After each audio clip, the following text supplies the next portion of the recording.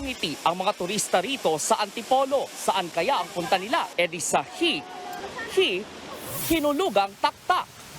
Ang sikat na waterfalls na ito ang paboritong pasyalan ng mga nais mag-chillax, mag-picture for the gram at nature sightseeing.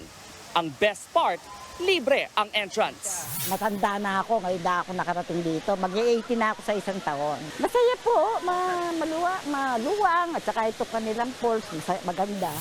For me naman po masaya and sobrang nakaka-enjoy po. May thrill po talaga siya. Pwede ring magtampisaw rito, langoy roon at basaan pa more mga kapatid. Bukas sa lahat ang pool mula kay bunso hanggang kina lolo at lola. Libre, yun po talaga. Tas sobrang init sa amin sa Kainta. Kaya po naisipan na mag-swimming.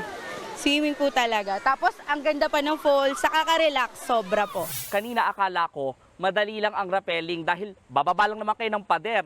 Pero pag nandito na kayo, nakakalula pala, 75 feet lang naman ang taas ng pader na ito. Kailangan yung labanan ng inyong takot para makababa kayo rito sa pader. Para naman sa mga gustong ma-exercise ang mga braso at binti, may pa-wall climbing din.